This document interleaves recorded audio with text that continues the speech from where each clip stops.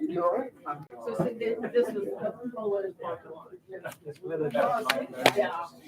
So I never go out on the beach. I'm tired of it. But this mountain's up for Yep. Got it. Ready to go. What is on? Before we start. You got it on? So she's ready. We didn't get, in Charlotte, we got one on Yeah, Greensboro too. Folks, I know we've got a few people that are still due in and still coming in. And so help them find a seat or scoot over, make a space for them if you see others coming in. I know a few were a little bit concerned about the weather. Today I started about 8:15 this morning, got the first message. Are we still on tonight? We're still on tonight. And I think that was in part due to the topic tonight and our speaker tonight.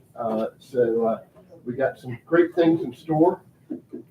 And let me give you just a little note about next month's presentation. Next month's presentation will not be on a Thursday, these are previous engagements, but we will be on a Tuesday, which, if I'm not mistaken, is the 25th of February. And we're going to be covering the topic of the early Presbyterians of the Sandhills. So we're talking about all the churches that predate the year 1800, the families that organized them, the ministers that preached to them, which ones split off from others to become others there. So that's going to be a great presentation. Mr. Don McLeod from up in Southern Pines is going to be coming down to deliver that presentation. And then in March, we're going to be revisiting the Civil War in Scotland County. Many of you will know that it will be the 160th anniversary of the coming of war to Scotland County and surrounding areas. So we're going to visit that and a little bit more details about that to come.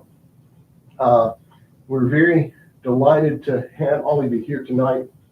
As we said, we wanted to do something that was relative to local topics, and a lot of people are quite familiar with the fact that this upcoming weekend is the birthday of Robert Burns. And, you know, so there are going to be Robert Burns celebrations, Robert Burns birthday celebrations, and Burns Night celebrations held worldwide for Scotland's famous poet. But me, being a little different, I said, instead of doing something relative to Burns, why don't we talk about the man that was referred to as the Robert Burns of the South, our own John Charles McNeill here in Scotland County. Many of you will know that the St. Andrews Press a number of years ago published an edition of John Charles McNeill's poetry, the Pocket John Charles McNeill. I see a copy of the second edition that Mary Wayne has on display up here. I'm sure she may address that a bit later. Happy to say that that volume has been digitized. We've got several of his works that have been digitized now and available much further afield than it would have been made so otherwise. So you'll find out more about John Charles McNeill tonight. And I was looking at the audience, and there's a lot of people that grew up hearing about John Charles McNeill, hearing his works. And so I'm sure this is going to be a special treat for you if you've not heard any of his works recently. I'm very happy to introduce my good friend, Dr. Mary Wayne Watson, with us tonight. She's no stranger to many of you, one of the great daughters of Scotland County, who descends from the McNeill family. She is the great niece of the poet himself, John Charles McNeill. She's a well-known local historian, is a professor emeritus of the humanities with Nash Community College, has had a distinguished career in teaching and speaking. And I was just delighted that she agreed to be with us tonight to share what I feel like is a very important part of her own history, unknown to many, unknown to some, but one that's quite appropriate as we think about literature and Scots. That's right. That we do it with Scottish from Scotland County tonight. So please join me in welcoming Dr. Mary Wayne Watson. Thank you. And please join me in showing appreciation to Bill Caudle for all that he does for Scotland County.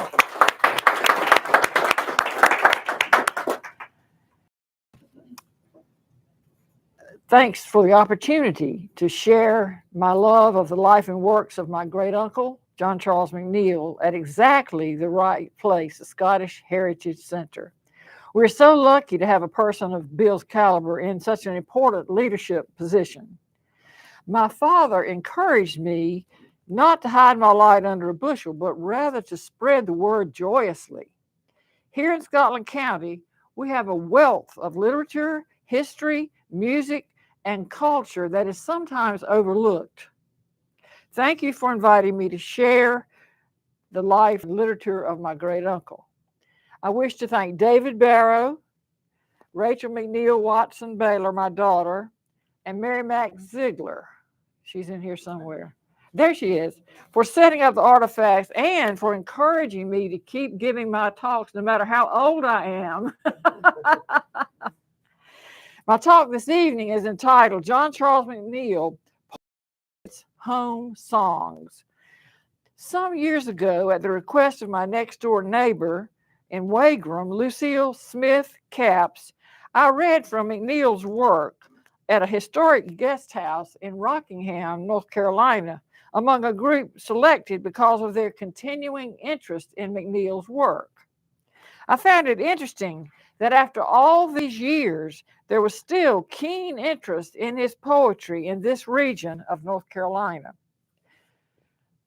One of my earliest memories, look right here, is my mother hosting the John Charles McNeill Book Club at our home once or twice a year. We served a meal on our best china using our best silver. Another club member presented the program, followed by the ladies engaging in a rousing game of rook. Winners were awarded prizes.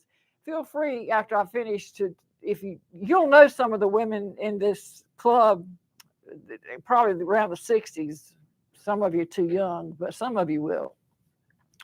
Although John Charles McNeill lived only 33 years, he published prolifically during that time and established what one scholar has called an almost cult following. Now, David can show a picture. There's a picture of me with my cousin Bobby Saunders.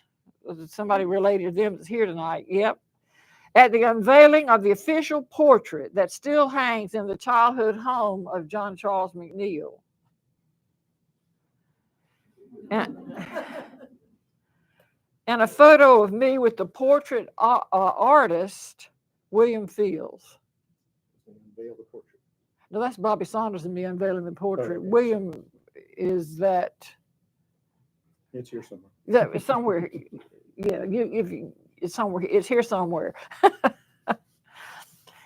My interest in McNeill was piqued further, so I researched his life and letters at Wake Forest University and UNC Chapel Hill. Finally, I exhausted their archives and was told to go to the family, which I did, as I interviewed first those closest to the time period of McNeill's life. After all, I am of the family myself. As a great niece of John Charles McNeill, I've had access to the remaining family members and their archives, and I'm pleased to share with you today my interest in his life and works. The word got out that I was really interested in John Charles McNeill, and family members brought their archives and gave them to me as if I were the place that they should have. John Charles McNeill was born in 1874 after the American Civil War had ended. McNeill's father, Captain Duncan McNeill, served with the Home Guard of the Confederacy during the Civil War, although the family was torn about the issue of the advisability of secession for North Carolina, an issue which I explore fully in my talk, Women's Attitudes Towards Secession and the Civil War. I had a series of letters from a family in Moore County written to my relatives about the Civil War. It's fascinating what these women, what they went through. I brought many artifacts and photos, as you can see, and thanks to all those who helped me set them up, including Jay Zimmerman. I forgot to mention him. He had a good eye for displays. Note the literary map of North Carolina, which includes...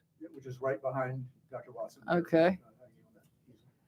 It includes both John Charles McNeill and Gerald White Johnson, who were cousins, both born in Riverton near Wagram in Scotland County. The literary map you showed that pointed that out. And if I can just mention, on that map for all 100 North Carolina counties, there are listed 1, 2, or 3 of that county's most famous authors. And Scotland County has these two, Gerald Johnson and John Charles McNeill. That's right. The 1872 photograph, now where's that? The McNeill family. Just beside this. Yeah. Features the McNeill family before the birth of Donna or John Charles. Note in the picture, Duncan, Euphemia, the wife, Mary, Ella, and Wayne. Ella was my grandmother. And I was also named for Wayne, who is seated in his father's lap. In my case, the naming of Wayne was because of the enormous respect my father had for Wayne McNeill. Allow me to share a brief story recounted by Frances Livingston Johnson. It really is Johnson.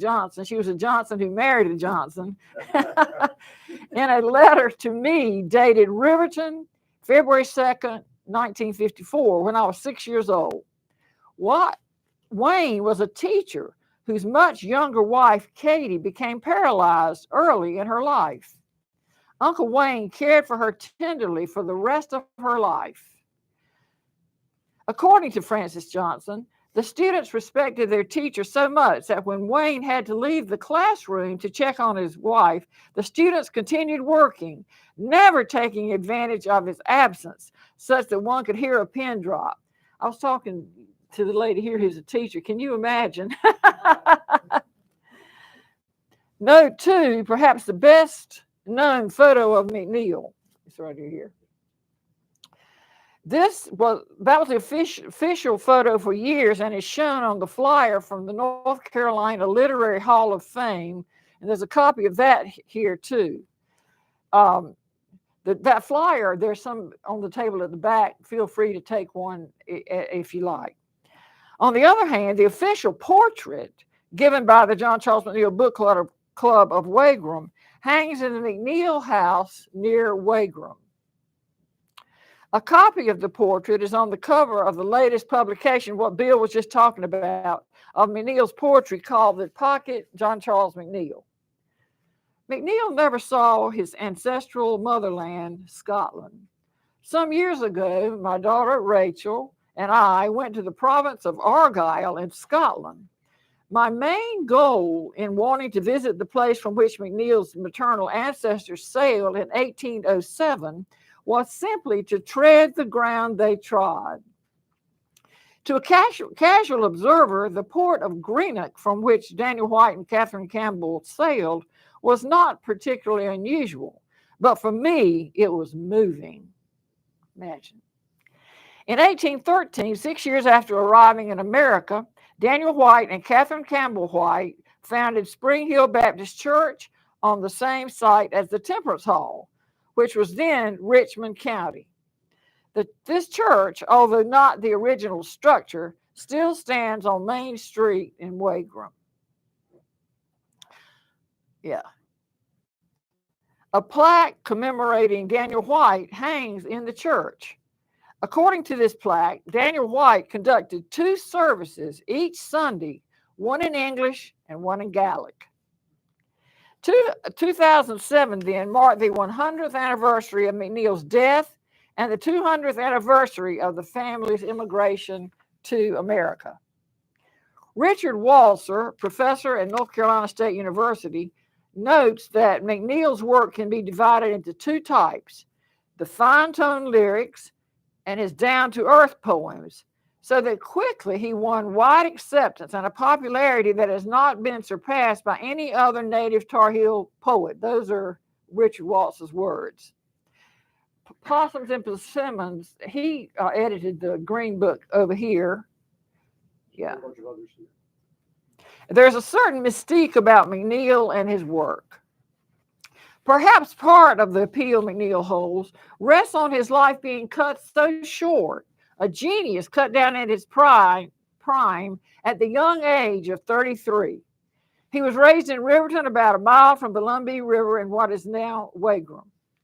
Jay Jenkins, longtime writer for both the Charlotte Observer and the News Observer, and also my first cousin, notes, quote, "No matter where McNeill's body was, his mind was never far from his childhood haunts."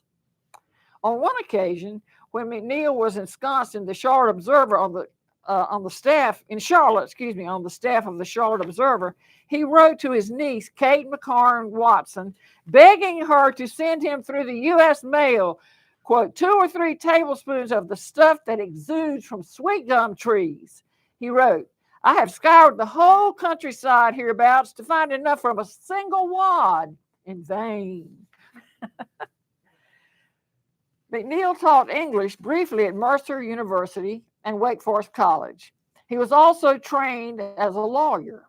Once, when asked how the law business was going, McNeill remarked, "The law business is going fine, but I have no clients." Because of his enormous popularity as a poet, achieved largely because of his regular contributions to the Charlotte Observer, he was elected a state legislator, but his heart was in his poetry.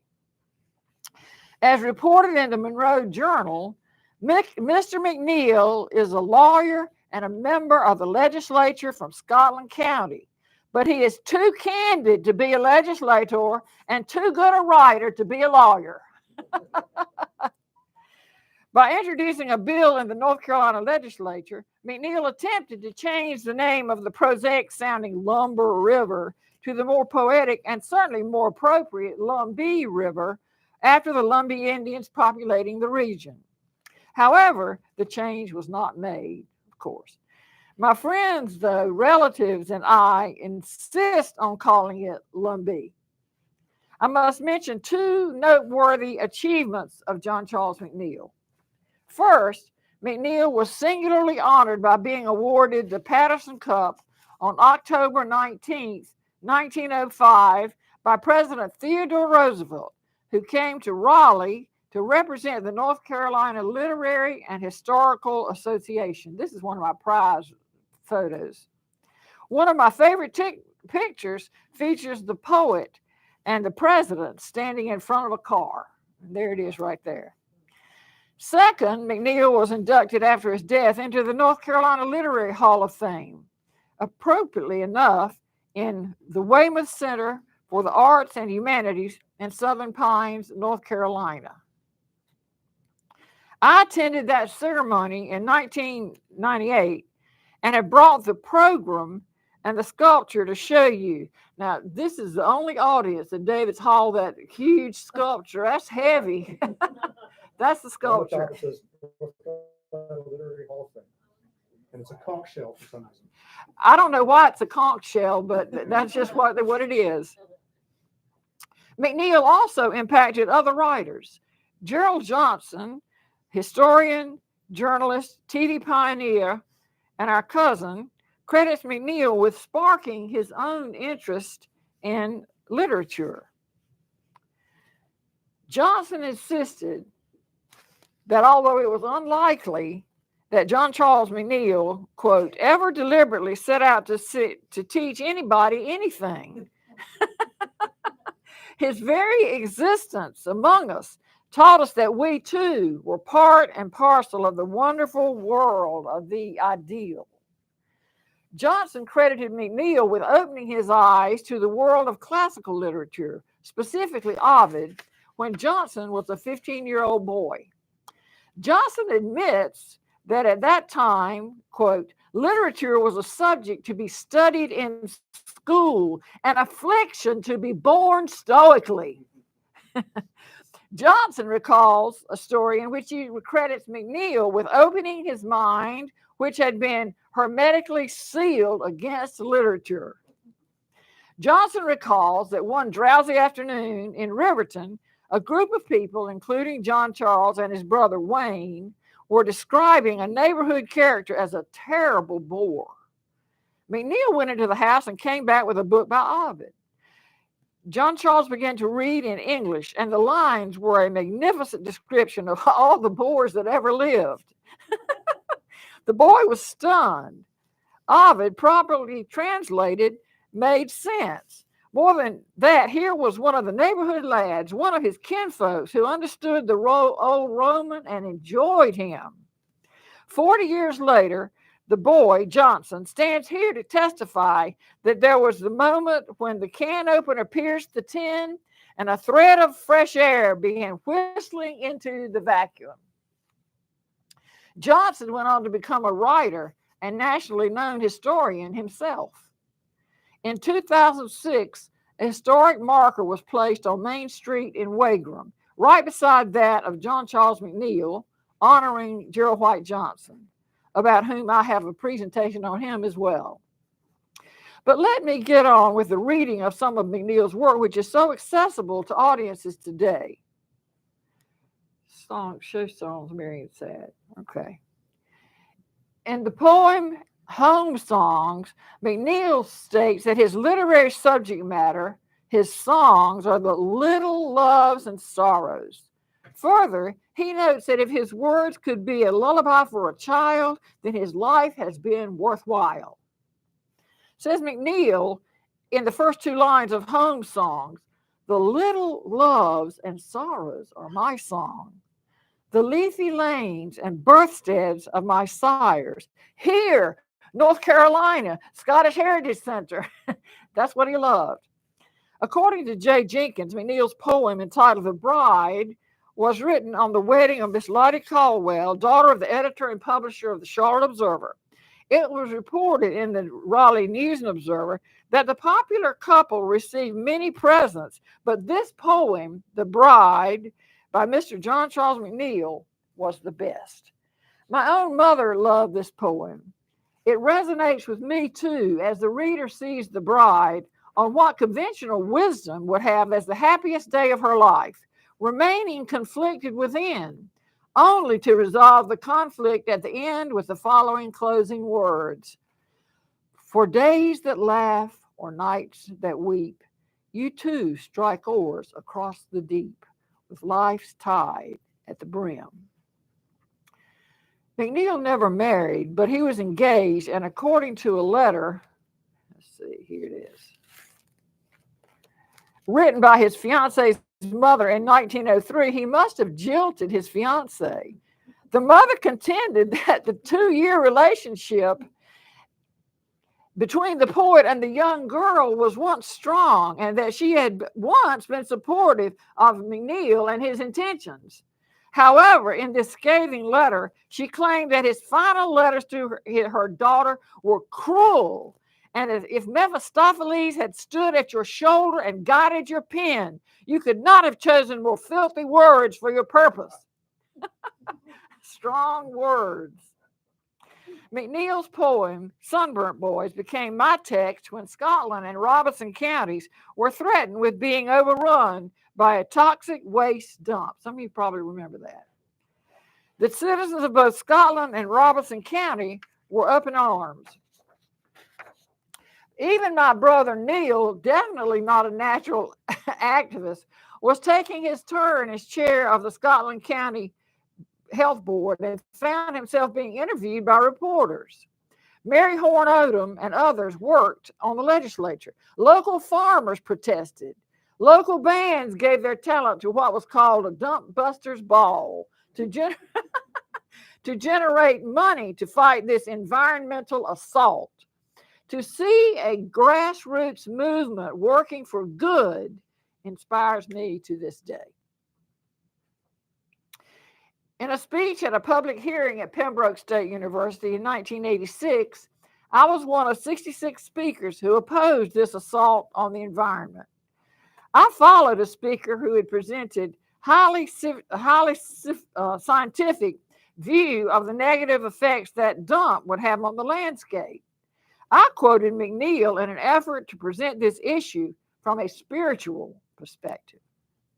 It was fortuitous that a professor of English at Pembroke, Native American Adolph Dial, focused on the poetry of John Charles McNeill, such that the audience was introduced to his poetry before I approached the podium.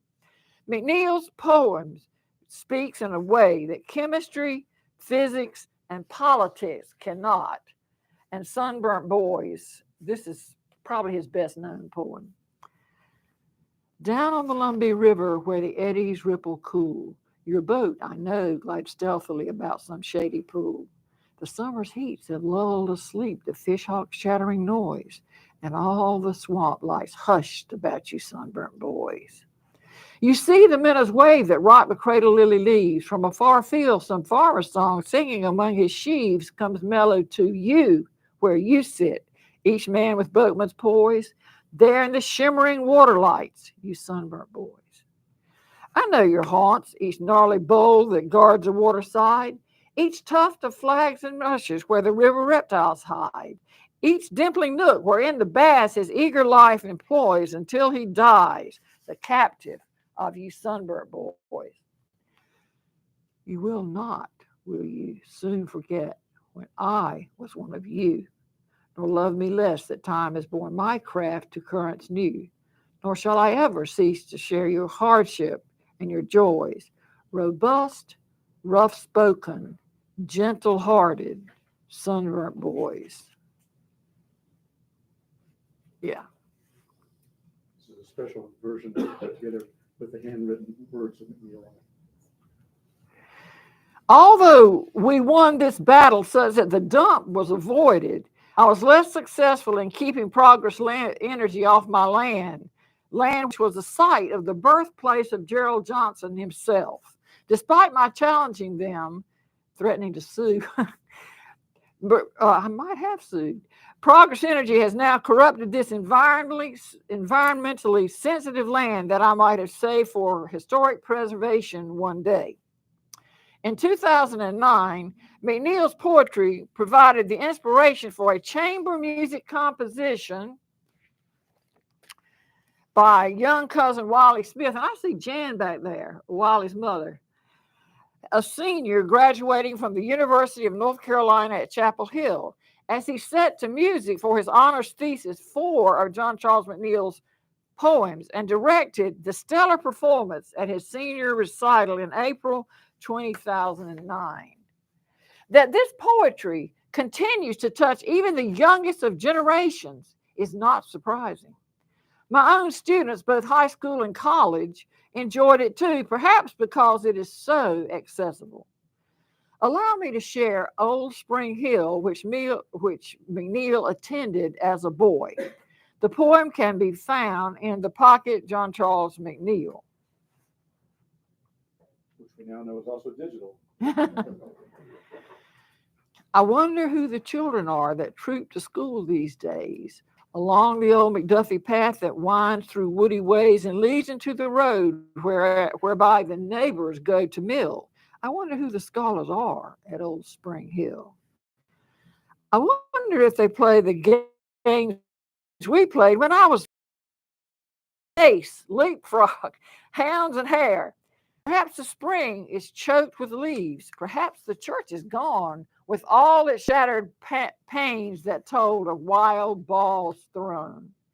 Whoever the children are, I know the same old noise is there.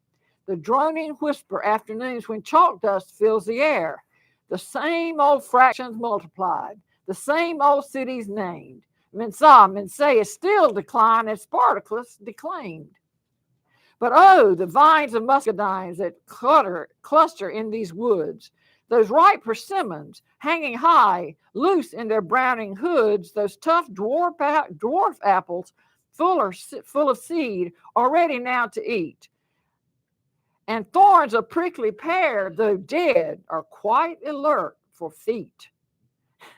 If I should go there now, those brats would stare into my face and whisper, who was this stranger that sauntered round the place? But though the towheads knew me not, I could have all my will of those dear memoried childhood haunts at Old Spring Hill. And on the birthplace where the Temperance Hall is, there is a reading. They had me read 3 of his poems. My daughter taped it for me. And it's really amazing to listen to that when you're in that environment. I recommend that. Senator Sam Ervin of Watergate hearings fame observed that McNeill had the rare capacity to see and portray the beauty of everyday things and ordinary people and the most inspiring events of life. Senator Irvin continued, "In my judgment, John Charles McNeill wrote some of the most beautiful poems ever penned by any poet and deserves to rank among the great American poets. I'm sorry that none of his poems have ever been included in any anthology of American verse." And this is the letter I got from Sam Irvin. I was so excited. "When I was young and fearless, I seized the rare opportunity to talk with Senator Sam by phone. At first he thought, go away. But when he found I was John Charles McNeill's niece, he gave me a good hour. I phoned him at his home in Morganton, and during our lengthy conversation, he compared John Charles McNeill to none other than Robert Frost. Some of the titles from his down-to-earth poems, dialect poems, will give you a sense of the humor, the local color, and the strong sense of place in McNeill's work. As seen in the Pocket John Charles McNeill, he wrote in white, Lumbee native, and black voices. He even tried his hand at Scottish dialect. A Few Days Off, which is in Lyrics from Cottonland, in this beginning stanza from his rather lengthy poem, McNeill's words call to mind the sometimes lofty carpe diem or seize the day theme found in literature. In his folksy way, McNeill presents advice for the workaholic, noting that when we die, we'll sure be a long time dead. Naming the animals, also in Lyrics. Here, McNeill wraps up his catalogs of animals' names by insisting that Adam and Miss Eve did a fine job with this mammoth task. Cats, he's not a cat lover. McNeill ends his 7-stanza poem, basically a diatribe against cats, by noting, "A cat is back and forth from hell." Bill Caudle reminded me that Robert Burns was born on January 25th, 1759, which is the reason I'm presenting close to that day of the month. Therefore, I have added a poem in Scottish dialect to be read by a true Scot, Roger Saxon, from Thurso's Caithness in Scotland. Just after I finished college, I went to Thurso with the Experiment in International Living led by Roger's father, Jack. This experience was a watershed moment in my life. I'm so glad St. Andrews has the sister city of Oban. Nothing compares. So that you will not be completely lost, I'm first going to share the modern English version of this poem on the Cape Fear, and then Roger reads it in the dialect. Prince Charles and I were chased over the sea with nothing but conscience for our glory. There I drew sword so the land would be free, but was beaten and stopped by a Tory. When St. Andrew's true flag was loosed in the breeze, I armed myself to defend it. They beat me down onto my hands and knees and flogged my old backbone to bend it. So that devil won the fight and now holds the ground, but God and myself will not stand it. I had strength in my arm to fight a new round and a purposeful mind to guide it. I've been banished and whipped and fought and flogged. I belong to the Democrat Party.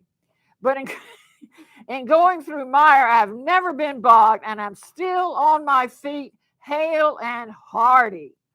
Now, Roger Saxon. Greetings from Thurso, the most northerly town in the British mainland. My name is Roger Saxon, and my very good friend, Mary Wayne, has asked me to do a wee recitation for your Burns night.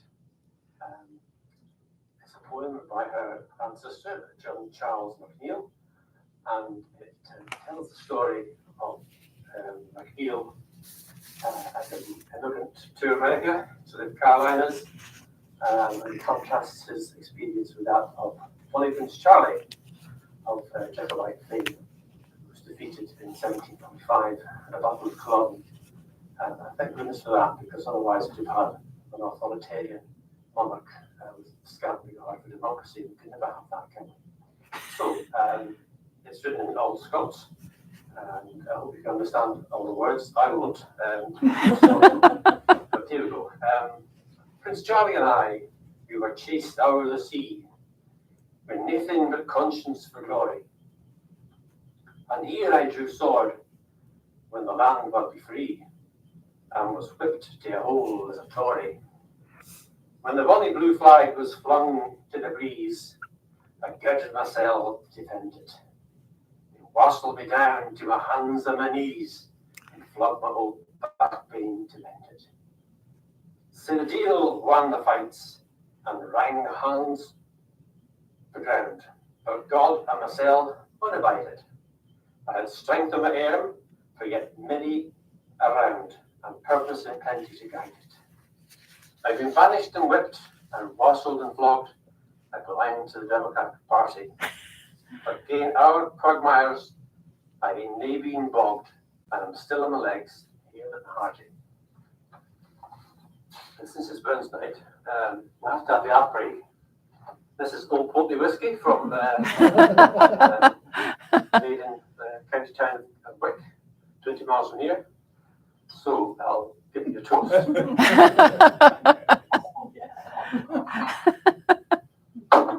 Scotch whiskey may ever be tariff free.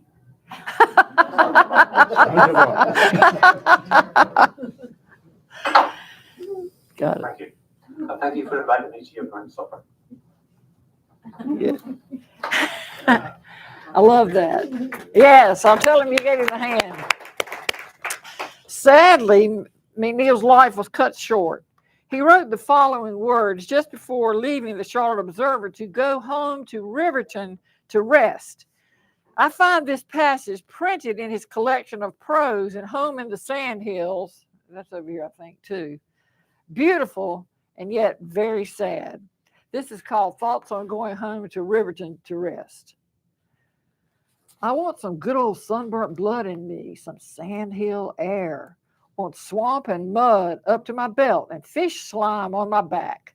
I want to fight the stream again swimming, and to pull a canoe miles and miles against a shady current, to make a stubborn springboard run 20 steps for a jump and go down amid a roar of bubbles and enveloping coolness.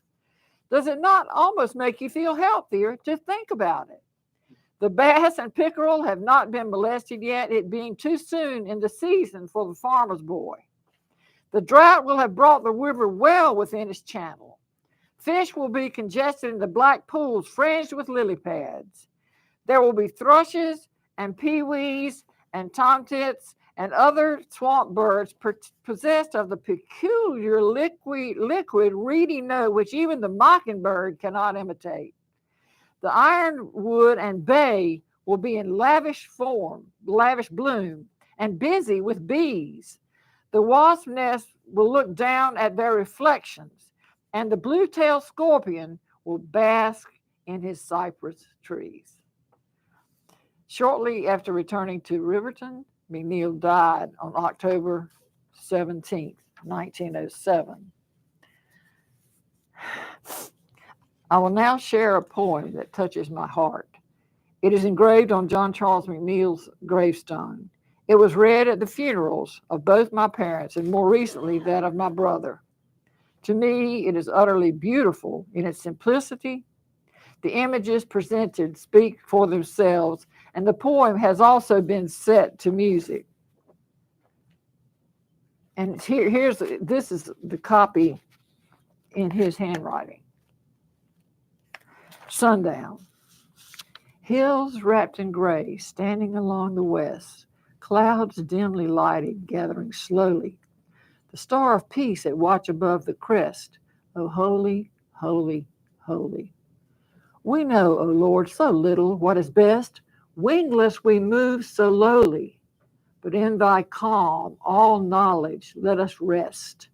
Oh, holy, holy, holy. New developments.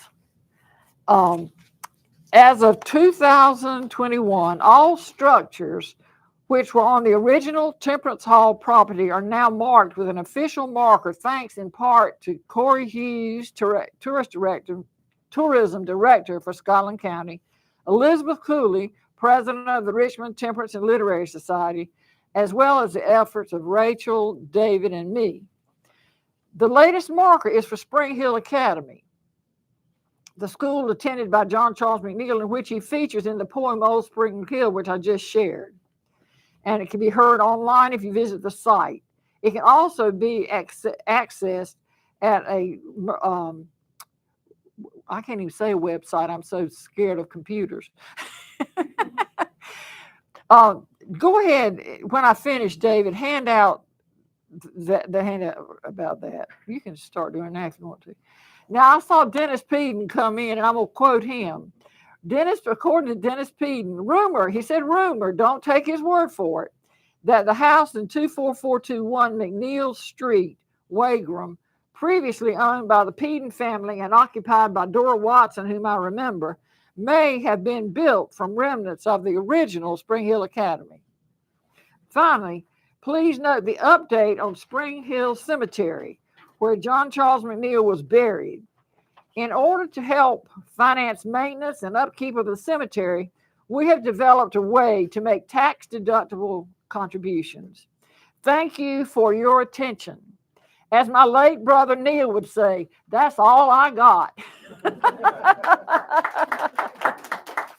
Thank you, thank you. I'd like to add a little personal footnote to this, something that may have been put out on one of the initial press blurbs about this event. The man that discovered John Charles McNeill was a man called H.E.C., three initials, or they call him Redbuck Bryant. Oh, yeah. Maybe let you comment on this in just a moment, but he was a man that came from the Providence Church community in Mecklenburg County, very close to the Union County, Mecklenburg County line, south of Charlotte, but actually not south of the Charlotte city limits now, but it was south of Charlotte. It's north of Waxhaw. It'll be west of a little town called Wesley Chapel and Indian Trail, which some of you might know traveling up Highway 74. But Redbuck Bryant was obviously a kindred spirit to John Charles McNeill, because he didn't write in poetry, didn't write in prose, but he wrote stories, folksy stories about the people that he grew up with and remembered growing up. One of the people that he wrote about was my great-great-grandfather. Oh. There were many stories which appeared in the Charlotte Observer from those times that were passed in family clippings for many years.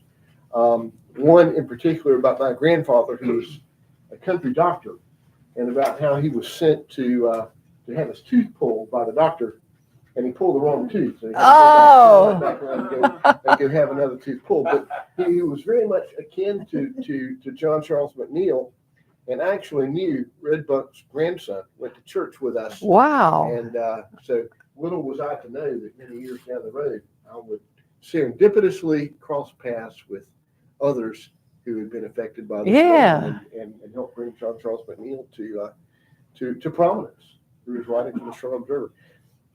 They wrote of him, they called him the Robert Burns of the South. That's the reason they used that quote tonight. I think it was Atlanta Constitution or the Charlotte Observer that referred to him as the Robert Burns of the South. I think it was the Charlotte Observer. That's what I was thinking. I was thinking it was, and that may have been in an obituary or post. Yeah, could have been his passing or something there. But yeah, it's great. Do you have another special poem you might like to read? Is there anyone? A favorite that you might like to do? Well, my absolute favorite is Sunburnt Boys. I picked the ones and then Sundown. Those are my absolute favorites. And the dialect poems are as funny as they can possibly be, but I don't have those memorized. Does anybody here, perhaps, and there's a lot of people familiar with them, anybody here have one you'd like to share? We got the vote. Anybody have one you'd like to share? It is remarkable that the students of Wagram School over the years, which sprung from the Richmond Academy, were all trained in McNeill's works. And whenever she would go certain places and start to recite some of these things, you see several other people in there chiming along. They all knew. Which is great. Yeah, we had a required reading in the 5th grade. Miss Gainey, you knew Nancy Gainey. We had to memorize John Charles McNeill's work. A full road got to be a bad word. Yeah. Does anybody have any questions or commentary regarding maybe how John Charles McNeill's works might have impacted you? Anyone? Anything to share? I know we got a lot of Riverview folks here. You got to. My husband, Chandler Stewart, we paddled many, many years on the Lumber River, and that was one of his favorites. Sunburnt Boys. Yes. Yeah. Anybody else? I just shared with Mary Wayne when we were setting up that I really treasure a couple of the old cloth covered copies of Songs of Marion Sad and Lyrics from Cotland that my grandmother gave me, and I keep those very protected, and my kids love them, and so that's really kind of neat to see those old copies. For those of you that may not be familiar with John Charles McNeill's work, I certainly would invite you to dig deeper. There's a couple that really have very important political statements. Won't necessarily go into detail about that one, particularly for. He was ahead of his time. Yeah. He was a progressive. He was a man that was an advocate of social justice, I think we would say, and a man that respected all the other races with whom he had interactions. Mm-hmm. And there's one that I think is very poignant. It was actually something I was introduced to in a New South class here, Mr. Inward.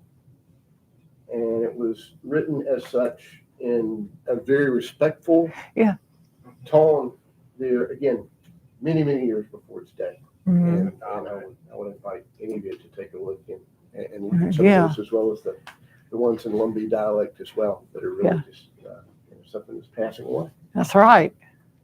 That's right. You else have anything else for Mary Wayne before we? Jan, don't you have something? You certainly made an impression on why they talk about it. Yeah. Thank you. That's right. We just can't hide our light under a bushel, as my father said. And I loved going to Wiley's recital. Yeah, still enjoy it. Can you tell me approximately when he was writing for the Charlotte Observer? Well, he died in 1907, so right up until 10 years probably before his death. From the end of that century, it's about 1906, 1907. One added note, we did something for tonight, in addition to the Roger Saxon reading, which was great, that we've never done before. We were the recipients of the personal library of John Charles McNeill. Oh, yeah. And I brought half of it, which is about all I could carry at my age. It's in the back there. And among the books that are his own, you can see his own annotations and stuff, and this is how he taught himself and learned also from his father, who was also quite literate. And there were two of those books were John's work. Volumes 3 and 4, I don't know where 1 and 2 are, of the complete life and works of Robert Burns. So I thought there's the greenback books in there. I thought it's perfect for Burns night, that at least you know that he knew that Burns was pretty special too. Yeah. And for those of you that may not be familiar, I actually had an expert on Bob Scott's that took a look at the poems that he wrote. He said, obviously, this man was quite familiar with Bob Scott's to have used it as fluently. It's not just like he's trying to make up and imitate Burns. It's that he was obviously well read enough to be able to use it fluently. Yeah. And several of those are included in the pocket as well as the other editions. Mm-hmm. So, nothing further? Questions? I'd like to thank you all for coming out tonight. Yes. I would like to pass around for those of you that may be hearing about our events.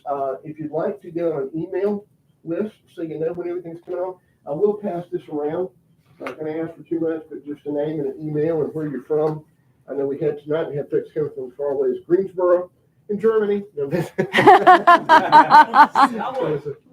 I know that there's going to be a lot of folks that will be watching the live stream. If they're not watching now, they will be finishing up and watching that for the future for this taste of John Charles And McNeill. let me thank you again for showing up. It's so important that we keep this culture, this poetry, this literature going. Scotland County has a great heritage. It's often overlooked. So we just must keep coming. And thank you, Bill, for promoting that. Thank you. I'll give Mary Wayne a thanks for being out with us tonight. Thank you. Coming out on what could have been a slippery evening tonight, and I hope everybody be careful going out in the parking lot tonight. But I appreciate you bearing through the weather and being with us tonight. Again, coming up later February, the topic is going to be early Presbyterians in the region, and then in March we're going to revisit